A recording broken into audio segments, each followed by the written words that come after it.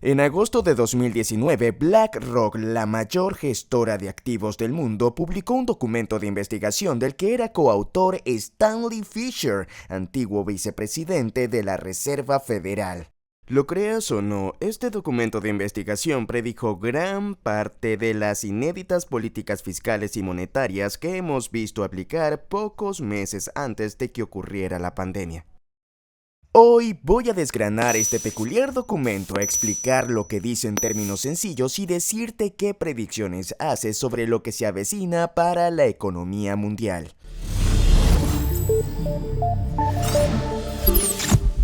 El documento de investigación que resumiré hoy se titula, citamos, "Cómo afrontar la próxima recesión, de la política monetaria no convencional a la coordinación de políticas sin precedentes". Fue publicado por el Instituto de Investigación de BlackRock y dejaré un enlace al documento completo en la descripción. El documento comienza con un breve resumen, pero antes mencionaré un par de términos clave. La política monetaria es la que hacen los bancos centrales e incluye medidas como subir y bajar los tipos de interés. La política fiscal es la que hacen los gobiernos e incluye medidas como subir y bajar los impuestos y sí, también enviar cheques de estímulo. Lo que los autores argumentan en este documento es que la próxima recesión económica requerirá una política monetaria y fiscal sin precedentes que deberá estar estrechamente coordinada. Reitero que este documento de investigación se publicó antes de la actual pandemia en la que ocurrió exactamente esto. Lo bueno es que los autores esbozan su argumento en 7 puntos. El primer argumento es que la política monetaria no será suficiente para suavizar la próxima recesión económica.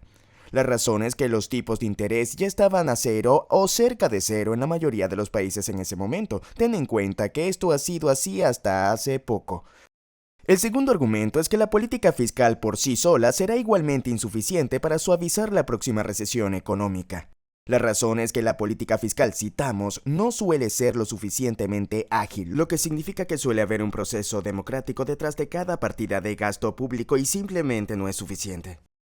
Los autores también advierten que un gasto público excesivo podría hacer subir los tipos de interés debido a sus efectos negativos sobre la valoración de la deuda pública. Ten en cuenta que los tipos de interés de la deuda pública se utilizan básicamente como tipos de interés de referencia para otros tipos de deuda en la economía. El tercer argumento es que la política monetaria y la fiscal tendrán que trabajar juntas para suavizar la próxima recesión económica. Los autores advierten que, citamos, esperar que esto ocurra así probablemente no será suficiente, lo que parece sugerir que los gobiernos tienen que poner firmes a sus bancos centrales. Es curioso que esto ocurriera en una época en la que el expresidente de los Estados Unidos, Donald Trump, criticaba al presidente de la Fed, Jerome Powell, por no bajar más los tipos de interés ante la desaceleración de la economía. Trump llegó a tuitear que Jerome no tenía, citamos, ni agallas, ni sentido común, ni visión. ¡Qué buenos tiempos! Bromas aparte, el cuarto argumento es que para suavizar la próxima recesión será necesario que los bancos centrales, citamos, vayan al grano, en pocas palabras, que interactúen directamente con la economía. En el caso de la Fed, se trata de comprar cientos de miles de millones de dólares de deuda corporativa, una auténtica novedad para la Fed. El quinto argumento es que una forma extrema de ir directo como la compra de deuda corporativa por parte de la Fed sería una, citamos, financiación monetaria explícita y permanente de una expansión fiscal, es decir, el llamado helicóptero del dinero. Mi interpretación de este escenario es que al adoptar medidas drásticas como la compra de deuda corporativa, los bancos centrales han abierto una caja de Pandora que no pueden cerrar. En otras palabras, siempre tendrán que tomar medidas similares en futuras recesiones y podrían incluso ampliarse a la compra de otros activos como las acciones. Como dato curioso, el Banco de Japón lleva años comprando acciones. Los autores parecen sugerir que si la Fed empieza a hacer lo mismo, citamos, socavaría la credibilidad institucional. Hay quienes dirán que esto ya ha ocurrido con la compra de bonos corporativos.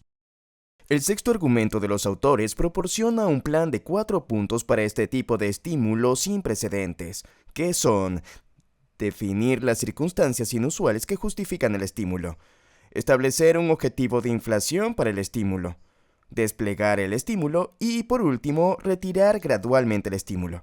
Esto enlaza con el séptimo argumento de los autores, y es que este estímulo sin precedentes debe ser, citamos, calibrado para lograr el objetivo de inflación, que podría incluir compensar los fallos en materia de inflación del pasado.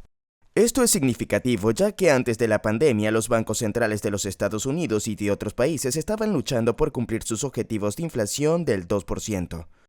Esto se debe a múltiples razones, principalmente el declive demográfico que parece ser la razón por la que las personas en el poder están intentando la transición a una economía basada en el alquiler. Más información en la descripción. Si te preguntas por qué es tan importante un objetivo de inflación del 2%, la verdad es que hay dos razones. En primer lugar, cuando el dinero pierde valor lentamente, incentiva a la gente a gastar en lugar de a ahorrar. Esto estimula la economía y en última instancia es la razón por la que los bancos centrales bajan los tipos de interés, quieren un poco de inflación. En segundo lugar, los gobiernos y las empresas de todo el mundo han asumido niveles de deuda sin precedentes. Si la economía se volviera deflacionaria, el valor de esa deuda aumentaría en lugar de disminuir como ocurre en entornos inflacionarios. Por eso, algunos analistas creen que la inflación provocada por el estímulo sin precedentes durante la pandemia fue intencionada. Las élites necesitan una inflación elevada para devaluar sus deudas. La alta inflación también aplasta a las pequeñas empresas y permite que las empresas más grandes se coman sus activos y su cuota de mercado. Ten en cuenta que los autores de este documento de investigación incitaban a los gobiernos y a los bancos centrales a provocar más inflación como respuesta a la próxima crisis económica. Seguramente no sea nada, es decir, no es que BlackRock tenga una influencia increíble sobre los bancos centrales y los gobiernos. He mencionado que este documento de investigación ha sido redactado por el antiguo vicepresidente de la Fed. De todas formas, la primera parte del documento proporciona otra perla que demuestra que toda la inflación que estamos experimentando en estos momentos es intencionada. Y es que los autores especifican que, citamos, volver a situar la inflación objetivo de forma sostenible sigue siendo un desafío. Los autores continúan explicando que, citamos, en la eurozona, la crisis de la deuda soberana y el entorno de baja inflación llevaron finalmente al Banco Central Europeo a adoptar muchas innovaciones políticas que han ayudado a evitar la deflación. También se quejan de que estas políticas fueron frenadas en los tribunales europeos. Si has visto nuestro video sobre el próximo crash del mercado inmobiliario, recordarás que los costes de la vivienda en la Unión Europea han aumentado desde que el Banco Central Europeo adoptó estas políticas. Cabe señalar que estas políticas se introdujeron a raíz de la crisis financiera de 2008. A continuación, los autores hablan de todas las demás medidas adoptadas en todo el mundo tras la crisis financiera de 2008. Lo fascinante es que admiten que las regulaciones financieras que hemos visto desde entonces tienen como objetivo facilitar a los bancos centrales la estimulación de la economía. Otra forma de explicar esto es que las regulaciones financieras han centralizado las economías del mundo. Parece que el final de esta centralización es una moneda digital de Banco Central o CBDC en la que los bancos centrales controlan la propia economía. Es decir, ¿de qué otra manera pueden evitar que este esquema Ponzi del dinero fiat se desmorone? En la segunda parte del documento reiteran que, citamos, tras una década de estímulos monetarios sin precedentes en todo el mundo, la inflación real y las expectativas de inflación siguen siendo obstinantemente bajas en la mayoría de las principales economías. Pues bien, parece que han resuelto ese problema, ¿verdad? Hablando en serio, los autores especulan con que la inflación era baja en las principales economías por dos razones. La primera es que el mundo se ha vuelto más globalizado, interconectado y, lo que es más importante, tecnológicamente avanzado. Hay que tener en cuenta que la tecnología es un motor fundamental para la deflación, ya que hace que todo sea más barato. Hablando de este tema, deberías saber que si no fuera por la constante impresión de dinero por parte de los bancos centrales, los productos y servicios serían cada vez más baratos, no más caros. Pero, por desgracia, permitir que la economía se vuelva deflacionaria perjudicaría a las personas en el poder, algo que no pueden permitirse. No estoy de acuerdo. La segunda razón por la que los autores creen que la inflación era tan baja tiene que ver con las expectativas de inflación. La persona media antes de la pandemia podía ver que la economía se estaba volviendo deflacionaria, por lo que gastaba como si fuera deflacionaria, es decir, no gastaba lo suficiente. Si has visto alguno de nuestros últimos videos sobre la Fed, sabrás que hoy los gobernantes tienen el problema contrario. Tras la pandemia, la persona media ve que la inflación no es transitoria, así que gasta de acuerdo con esa expectativa, es decir, demasiado. En teoría, por supuesto. A continuación, los autores ofrecen esta imagen del índice de precios de consumos en comparación con las expectativas de inflación. No es sorprendente que las expectativas de inflación estén muy correlacionadas con el índice de precios al consumo. Los autores continúan explicando que esta baja inflación hace que no sea posible que los bancos centrales de todo el mundo suban los tipos de interés. Esto se debe a que subir los tipos de interés aplastaría aún más la inflación. De nuevo, las élites no quieren que esto ocurra ya que encarecería sus deudas. En la tercera parte del documento, los autores siguen debatiendo la cuestión de la baja inflación. Especulan que la crisis financiera asiática de los años 90 y la crisis financiera de 2008 provocaron un cambio de comportamiento en toda la economía mundial, pasando del gasto al ahorro. Obviamente, esto es malo para las clases en el poder. Lo que es sorprendente es que los autores consiguieron estimar que este aumento del ahorro corresponde a un tipo de interés adicional del 1.5% sobre el que tenían los bancos centrales. No es un tipo de interés literal, sino uno de facto, algo realmente fascinante. Los autores añaden que muchos de estos ahorros van a parar a activos sin riesgo como la deuda pública. Como he mencionado antes, el interés de la deuda pública establece el tipo de referencia para otros tipos de deuda en la economía. Al comprar tanta deuda pública, los particulares y las instituciones mantienen de forma efectiva bajos los tipos de interés.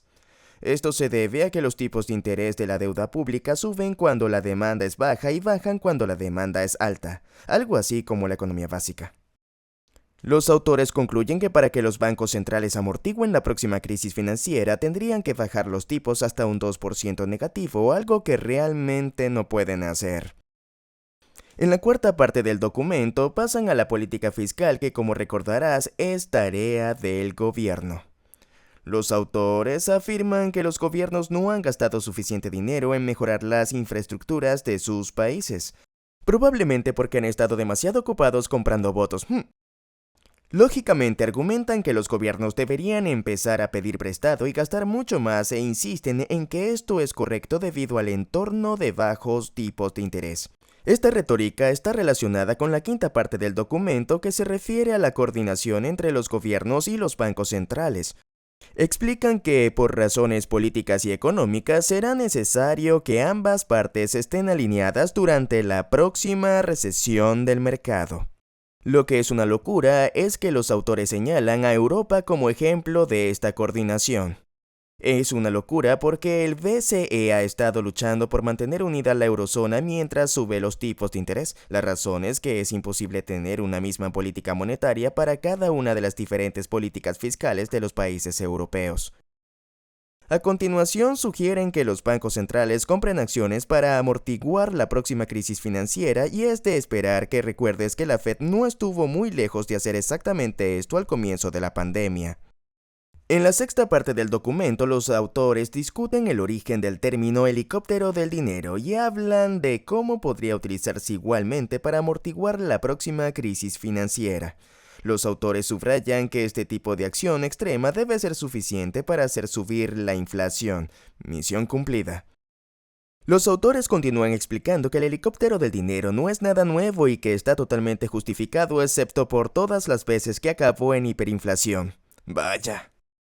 Admiten que, citamos, esto pone de manifiesto el principal inconveniente del helicóptero del dinero, cómo hacer que el genio de la inflación vuelva a meterse en la botella una vez que se ha liberado. Los autores también admiten que la historia ha demostrado que este tipo de estímulo no puede ajustarse para un, citamos, modesto aumento de la inflación. Siempre es demasiado o demasiado poco. No me digas. En la séptima parte del documento, los autores cubren todos los desafíos políticos asociados a la impresión de dinero. Empiezan explicando que, citamos, muchos bancos centrales se hicieron verdaderamente independientes tras las dolorosas lecciones aprendidas del entorno de alta inflación y bajo crecimiento de los años 70. En otras palabras, la última vez que lo intentaron, alejaron a los políticos de las impresoras de dinero. Curiosamente, dicen que esta separación de poderes era algo bueno, pero que los bancos centrales se han vuelto a politizar después de 2008. Los autores predijeron que los bancos centrales y los gobiernos se entrelazarían aún más durante la próxima crisis financiera, y tenían razón. A continuación, dicen lo que piensan en voz alta. Citamos. Existe un creciente descontento político en las principales economías y los bancos centrales son uno de los objetivos. El aumento de la desigualdad ha fomentado una reacción contra las élites. ¿En serio? Añaden que, citamos, hay muchos impulsores de la desigualdad, incluyendo la tecnología, la dinámica de el ganador se lo lleva todo y la globalización. Yo añadiré otro motor y es que los bancos centrales imprimen dinero y lo lanzan en dirección a las mayores instituciones de Wall Street como BlackRock. Por eso me reí cuando los autores afirmaron que la desigualdad empezó a ser un problema después de la crisis financiera de 2008. La verdad es que la desigualdad comenzó en el momento en que el dólar estadounidense abandonó el patrón oro. Desde entonces el dinero se ha impreso de la nada y se ha asignado a las entidades que acabo de mencionar. Pero no son los bancos centrales ni Wall Street. Según los autores, la culpa es del gobierno, de los mismos políticos a los que Wall Street presiona con dinero impreso del Banco Central. Parece insinuar que la solución a este descontento es una intensa política fiscal, también conocida como renta básica universal, mediante el uso de una moneda digital emitida por un banco central. Eso evitará que la plebe proteste hasta que se dé cuenta de que todos esos dólares digitales están volviendo a Wall Street. En su favor, los autores subrayan los riesgos asociados a esta vía, a saber que conducirá a una excesiva impresión de dinero digital para apaciguar a las masas. Creo que eso es lo que ocurrirá después de que se pongan en marcha todas esas CBDCs y ese es solo uno de los muchos efectos negativos que tendrán las CBDCs. Más información al respecto en la descripción. Después de discutir cómo sería un marco de política fiscal y monetaria unificado, los autores proporcionan una plantilla para que los Estados Unidos, la Eurozona, Japón y el Reino Unido apliquen este marco. Increíblemente, se incluyen notas sobre las leyes que habría que ajustar en su caso. Como habrás adivinado, cada una de estas áreas económicas hizo algo parecido a lo que los autores sugirieron cuando llegó la pandemia. En la parte final del documento, los autores hablan de las implicaciones que su plan maestro tendría en los mercados. Comienzan diciendo que esta coordinación de la política fiscal y monetaria tendría lugar idealmente mucho antes de una crisis financiera. Me pregunto cómo podían saber que se avecinaba una. En cualquier caso, uno de los muchos escenarios que esbozan es en esencia lo que está ocurriendo ahora. Citamos: las expectativas de inflación a corto plazo podrían ser superadas ya que el Banco Central aspira a una inflación superior a la media durante su fase de fijación del nivel de precios. Naturalmente, citamos, esto impulsaría los rendimientos relativos de los bonos ligados a la inflación frente a sus homólogos nominales. También impulsaría los rendimientos de otros activos reales en los mercados privados como las infraestructuras y los inmuebles. No obstante, lo que los autores no predijeron es que no solo estamos en un entorno inflacionario, sino en uno estanflacionario. Esto significa que los precios siguen subiendo mientras el coste de los activos sigue bajando, incluidas las infraestructuras y los inmuebles. Pensándolo bien, esto podría ser el resultado de que los gobiernos y los bancos centrales hayan adoptado estas medidas de emergencia después de que los mercados ya hayan reaccionado. De hecho, los autores advierten de los problemas que pueden surgir al tomar estas medidas. La diferencia es que los autores ven la deflación como el principal problema derivado de la aplicación incorrecta de una política monetaria y fiscal coordinada. Sé que parece una locura, pero es muy posible que la deflación extrema sea el siguiente escenario una vez ganada la lucha contra la inflación. Según los autores citamos, este escenario abogaría por la preferencia de los bonos nominales sobre los instrumentos ligados a la inflación. Resulta interesante porque hasta ahora los bonos del Estado no han sido el activo de refugio que suelen ser durante las recesiones, han perdido valor junto con el resto de activos. Algunos analistas macroeconómicos creen que es solo cuestión de tiempo que los bonos del Estado empiecen a subir como deberían hacerlo en estas circunstancias. Debo admitir que no entiendo del todo el razonamiento, pero parece que es el mismo razonamiento de los expertos de BlackRock. Lo que me pregunto es qué ocurrirá cuando llegue la crisis financiera. Es fácil olvidar que la crisis financiera de la que se habla en este documento de investigación es la que se produjo inmediatamente después de la pandemia. A lo que parece que nos enfrentamos ahora es algo totalmente distinto. Es demasiado pronto para decir lo grave que será la próxima recesión, pero la última vez que tuvimos una gran depresión, la forma de salir de ella fue mediante una guerra mundial. Teniendo en cuenta todo lo que está ocurriendo estos días en Ucrania, Taiwán y otros lugares, ese es un resultado demasiado cercano como para que resulte cómodo. Lo peor es que la única alternativa es una moneda digital de Banco Central o CBDC, al menos desde el punto de vista de los gobernantes. Sin embargo, hay una tercera vía que es la de las criptomonedas. La cuestión es si las criptomonedas estarán preparadas para desempeñar este papel. Creo que lo estarán cuando llegue el día. Hasta entonces, asistiremos a más locuras en el ámbito de la política fiscal y monetaria. No faltará el belicismo y un montón de medidas represivas contra las criptomonedas impulsadas por los bancos centrales. Más información al respecto en el enlace en la descripción. Hasta aquí nuestro video sobre el premonitorio documento de investigación de BlackRock. Si te ha parecido tan fascinante como a mí, pulsa el botón de me gusta. Si no te quieres perder el próximo video de Coinburo, suscríbete al canal y a sonar la campanita de notificaciones. Si ya has visto todos los videos del canal, dirígete a Coinburo Clips para conseguir más contenido impresionante sobre criptomonedas. Si estás demasiado ocupado como para ver videos, sintoniza el podcast de Coinburo para obtener información sobre criptomonedas. Si quieres seguirme, puedes hacerlo en Twitter, TikTok e Instagram. Si buscas actualizaciones diarias sobre las criptomonedas, únete a mi Telegram. Si quieres saber lo que creo que va a pasar en el mercado de las criptomonedas, suscríbete a mi newsletter semanal. Y si quieres apoyar el canal, compra algún producto de la tienda de Coinburo. Hay muchos diseños a elegir y hay muchos más en camino. Todos los enlaces relacionados a la información acá hablada está en la descripción. Muchas gracias a todos por acompañarnos y nos vemos en el próximo video y cuéntenle a sus amigos, soy Guy. Hasta entonces.